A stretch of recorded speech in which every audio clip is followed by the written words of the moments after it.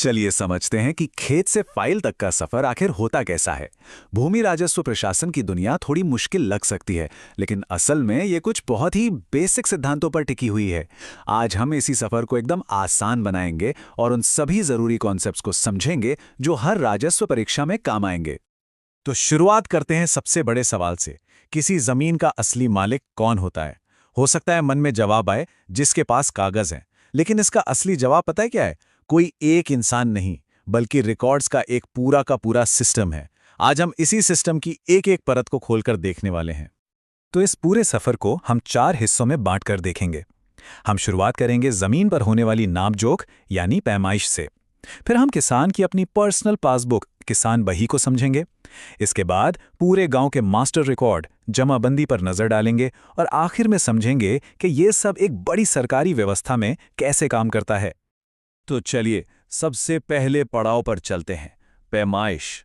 समझिए, कोई भी कागजी रिकॉर्ड वो तभी तक सही है जब उसकी नींव यानी जमीन पर की गई नापजोख एकदम पक्की हो। पैमाइश का सीधा सा मतलब है जमीन की लंबाई, चौड़ाई, उसकी सीमाएं और कुल एरिया को सरकारी तौर पर नापना। ये एक लेखपाल का सबसे बुनियादी और सबसे जरूरी काम है, क्योंकि यहीं से हर सरकारी रिकॉर्ड की कहानी शुरू होती है।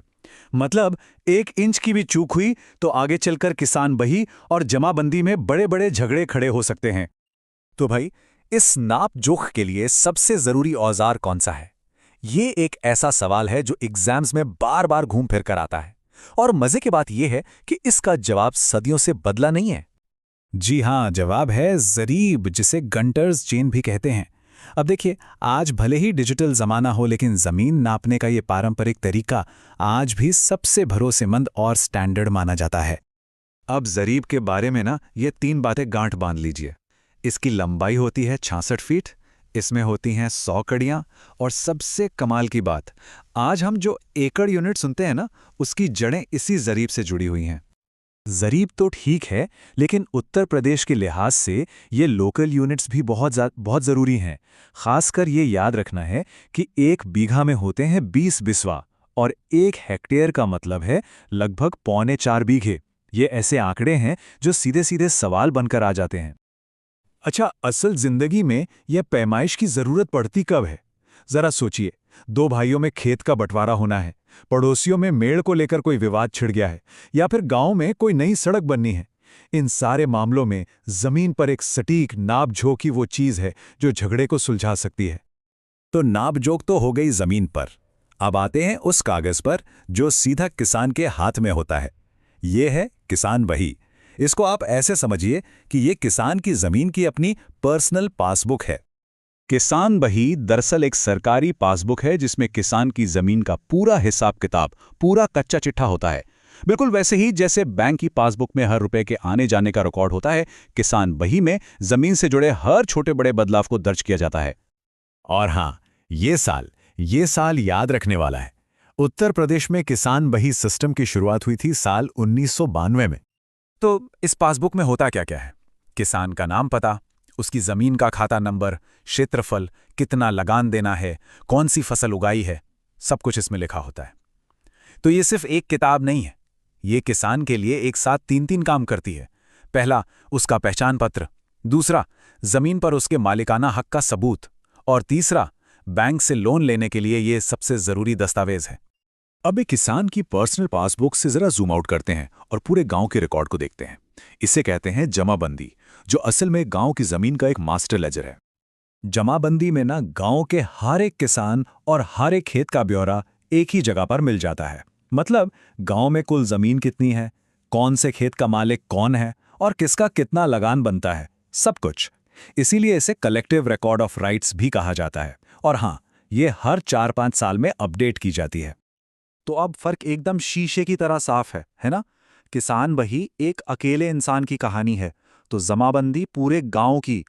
एक है पर्सनल डायरी, तो दूसरी है पूरे गांव की डायरेक्टरी। तो हमने जमीन नाप ली, किसान का रिकॉर्ड देख लिया और गांव का भी।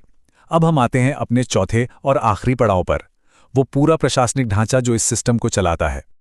ये है राजस्व प्रशासन की पूरी सीढ़ी। देखिए, सबसे नीचे जमीनी स्तर पर होता है लेखपाल। फिर कई लेखपालों के काम की देखरेख करता है राजस्व निरीक्षक। इनसे ऊपर तहसील लेवल पर होते हैं तहसीलदार, जिनके पास न सिर्फ प्रशासनिक बल्कि न्यायिक शक्तियां भी होती हैं। और पूरे राज्य के लिए राजस्व मामलों की जो सबसे बड़ी अदालत है वो है प्रयागराज में स्थित राजस्व परिषद। अब इसी सिस्टम का एक बहुत ही कमाल का और क्रांतिकारी कदम है चकबंदी। जरा सोचिए, एक किसान के 4 छोटे-छोटे खेत हैं जो गांव के 4 अलग-अलग कोनों में बिखरे पड़े हैं। चकबंदी में क्या होता है कि उन चारों बिखरे हुए खेतों को मिलाकर किसान को एक ही जगह पर एक बड़ा खेत दे दिया जाता है। इससे ना सिर्फ खेती करना आसान हो जाता है बल्कि पैदावार भी बढ़ती है। चलिए अब वापस आते हैं इस सिस्टम के जमीनी हीरो यानी लेखपाल पर।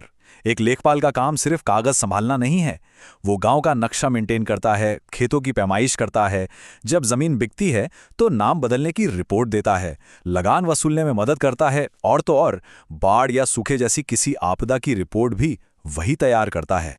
इतने सारे कामों को देखने के बाद ये कहना बिल्कुल भी गलत नहीं होगा कि लेखपाल ग्रामीण राजस्व प्रशासन की रीढ़ है। क्यों? क्योंकि जमीन नापने से लेकर आपदा की रिपोर्ट तक सरकार का हर रिकॉर्ड और हर योजना जमीनी स्तर पर लेखपाल के काम पर ही तो टिकी है। और अब जाते जाते एक सवाल, चकबंदी यकीनन एक जबरदस्त भूमि सुधार था, लेकिन आज के दौर में जब पीढ़ियों के बंटवारे से खेत लगातार और भी छोटे होते जा रहे हैं, तो क्या चकबंदी आज भी उतनी ही असरदार है, या फिर हमें भूमि सुधार के कुछ नए तरीकों के बारे में सोचने की जरूरत है? ये एक बड़ा सवाल है जिस पर सोचना जरूरी है।